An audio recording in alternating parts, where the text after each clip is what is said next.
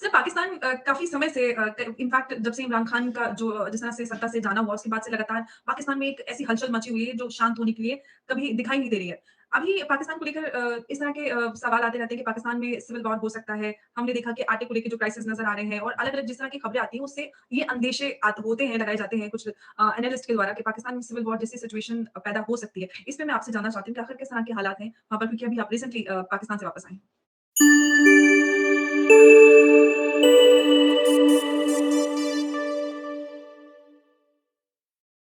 सबसे पहले तो जैसे आपने बताया आटे का अ, उसकी कीमत बहुत ज़्यादा, लोग रोज़ कम से कम जो है रोटी खाए बगैर तो गुज़ारा नहीं ना हो सकता, ये तो बेसिक स्टेपल है लोगों का। जी।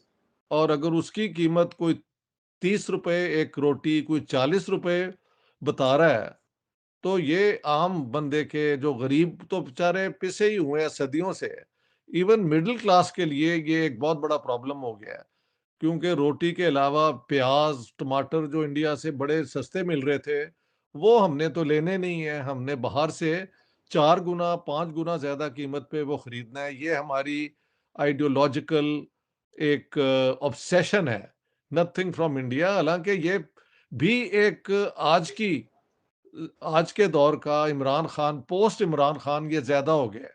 पाकिस्तान की आर्मी, पाकिस्तान की आर्म्ड फोर्सेस पे लोगों की तनकीद बहुत बढ़ गई है। हमें ये भी पता है कि आर्म्ड फोर्सेस में एक धड़ा इमरान खान के बहुत बड़ा सपोर्टर है।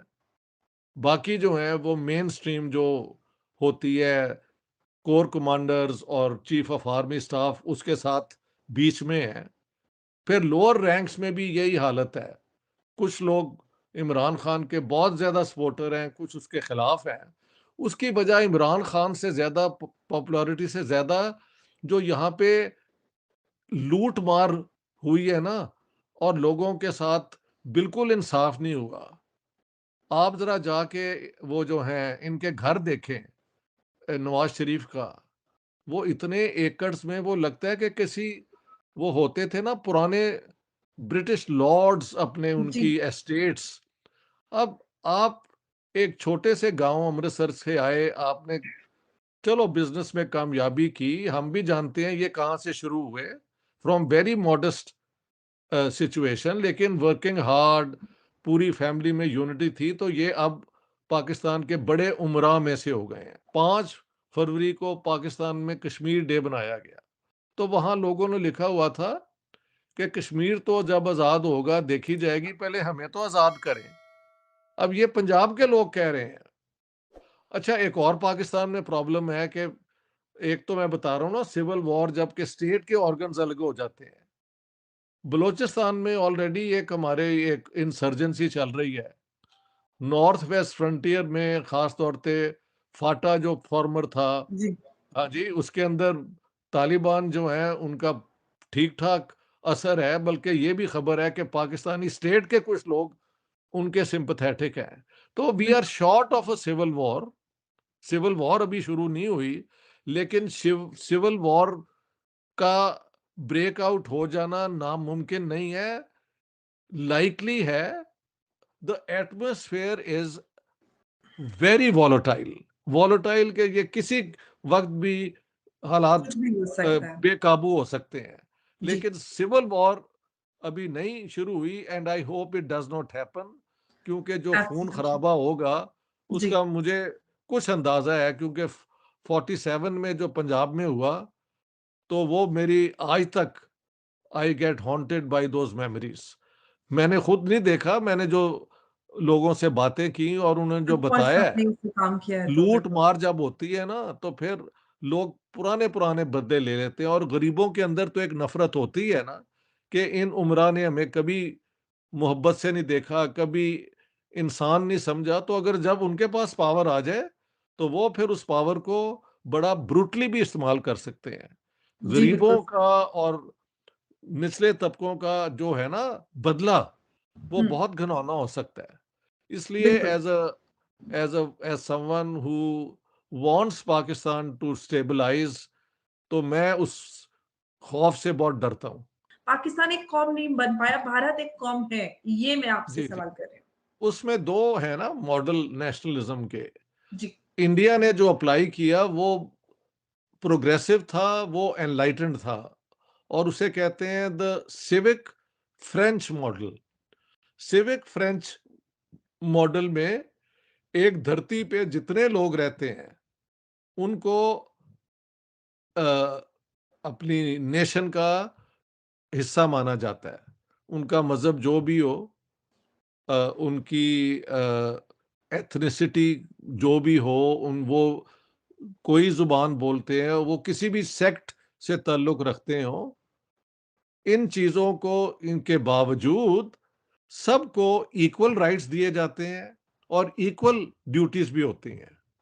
समझ गए? ये मॉडल इंडियन नेशनल कांग्रेस ने 1928 में मोतीलाल नेहरू रिपोर्ट में अडॉप्ट किया और उसके बाद उसी पे काम किया। और तो और इंडिया की जो बहुत बड़ी अचीवमेंट है, वो ये थी कि उन्होंने आइडेंटिफाई खुद किया कि हिस्टोरिकली जो दलित हैं उनके साथ नाइंसाफ़ी हुई है, तो उनकी मदद करने के लिए उन्होंने 22.5% आदिवासी एंड दलित को, ताकि मुआशरे में अंदर लाने के लिए उनकी मदद की जाए। हाँ जी, जी, बिल्कुल। स्टेट और मज़हब को अलग रखा, ठीक है? औरतों और मर्दों के राइट्स इक्वल किए। हिंदू पर्सनल लॉ को उन्होंने रिफ़ॉर्म किया, वरना उससे पहले क्लासिकल हिंदू लॉ में कस्टमरी लॉ अप्लाई होती थी। सिर्फ़ लड़कों को वो विरासत में मिलता था, लड़कियों को शादी में जो जिसे कहते हैं डाउरी या दहेज दहेज। दे दिया जाता था, उसको उन्होंने बदल के इक्वल कर दिया।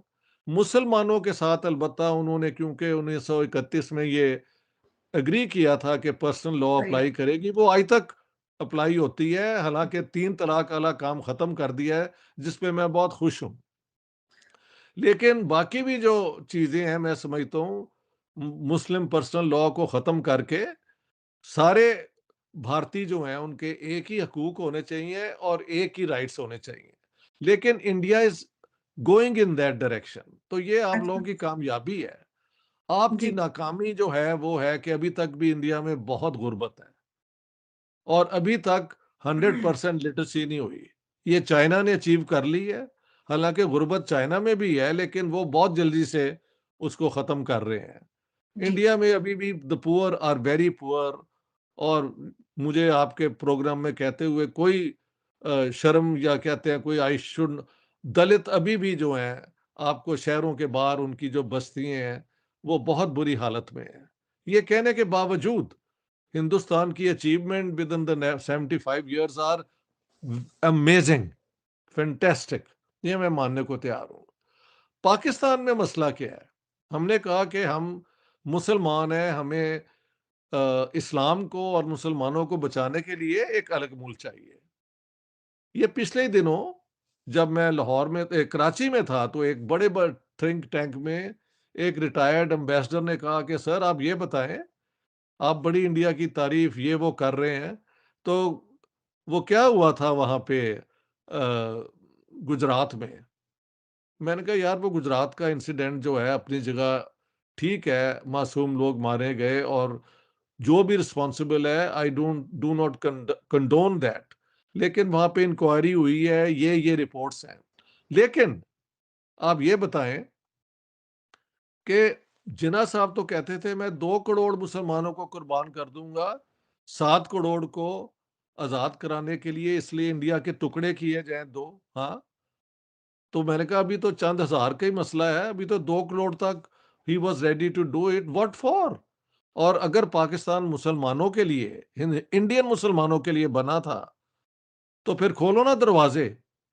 जो मुसलमान इंडिया से पाकिस्तान आना चाहते हैं वो आ जाएं, क्योंकि उनके लिए ये मुल्क बना था, तो फिर वो चुप हो गए। सो सिर्फ आर्गुमेंट देना, तनकीद करना इज नो रीजन। पाकिस्तान में क्या हुआ है? इस्लाम के नाम पे इन्होंने सबको इकट्ठा कर लिया। रिसर्च ये बताती है, जो हिंदुस्तान के शिया थे उनमें ये शक था कि ये सुन्निस्तान बन जाएगा। मैंने अपनी किताब में लिखा भी है कि जी, इस किस्म का शकूक थे, और जो अहमदी कम्युनिटी है यानी कादियानी जो है, उनको भी डर था कि यार अगर पाकिस्तान में हम आ गए, तो हमारा तो इनसे झगड़ा बहुत पुराना है, 100 साल पुराना, ख़त्म नबूवत पे हमारा क्या बनेगा? ख़ैर, जो लोग पाकिस्तान के शिया थे, यानी उन इलाकों में, और कादियानी लीडरशिप, दोनों ने पाकिस्तान को सपोर्ट किया, इसमें कोई शक नहीं। और शुरू-शुरू में तो लगा भी ये कि शायद ये मिल के कुछ एक बन जाएगा, लेकिन बात ये है कि जब सवाल हुआ कि मुसलमान कौन है जिसके लिए ये पाकिस्तान बना है, तो फिर शिया-सुन्नी झगड़े जो हैं वो पुराने हैं। रसूलुल्लाह की वफ़ात से शुरू हो जाता है कि कौन, who had the right to succeed. हाँ जी, और फिर बिल्कुल। कादियानियों के साथ बाकियों का जो झगड़ा है ख़त्म नबूवत, वो बहुत बड़ा मसला है। सुन्नियों के अंदर बेहद एक झगड़ा है कि कौन सही मुसलमान है, बरेलवी हैं या देवबंदी हैं। और मैं एक मिसाल दे दूँ, मुझे याद है कि एक जगह पे प्राइम मिनिस्टर नरेंद्र मोदी तकरीर कर रहे थे पब्लिक, तो अज़ान शुरू हो गई, तो उस दौरान वो चुप हो गए। हाँ जी, जी, बिल्कुल। लेकिन पाकिस्तान के अंदर आपको मैं दिखा सकता हूँ एक वीडियो, ये खादिम हुसैन रिज़वी साहब का, जो बरेलवी है। तो वहाँ पे अज़ान शुरू हुई तो किसी ने कहा पंजाबी में, "मौलवी साहब अज़ान पे ही होंदी है, मौलवी साहब अज़ान हो रही है।" उन्होंने कहा, "और जान दियो ये सूरां दी अज़ान है, और जाने दो ये सूअर जो हैं ये उनकी अज़ान है, यानी ये वहाबी मस्जिद से हो रही है।" तो अगर आप अपने ही सुन्नी ग्रुप के अंदर एक सब सेक्टेरियन इश्यू पे एक दूसरे को सूअर कह रहे हैं, तो लेवल कहाँ पे जाके रुकेगा? फिर पंजाबी वर्सेस सिंधी, सिंधी कहते हैं जी हमारे सारे हकूक जो हैं इन्होंने गस्ब कर लिए, पंजाब डोमिनेट करता है। पश्तून कहते हैं कि हम तो इस पाकिस्तान को मानते नहीं। नॉट ऑल पश्तून्स, लेकिन ये जो फाटा के इर्द-गिर्द जो जी। ज़ेर असर हैं तालिबान के, वो अलग होना चाहते हैं। तो पाकिस्तान ने तो अपने आप को एक मज़हबी बुनियाद पे कौम बनाने की जो कोशिश की, वो नाकाम है, हर वक़्त नाकाम है।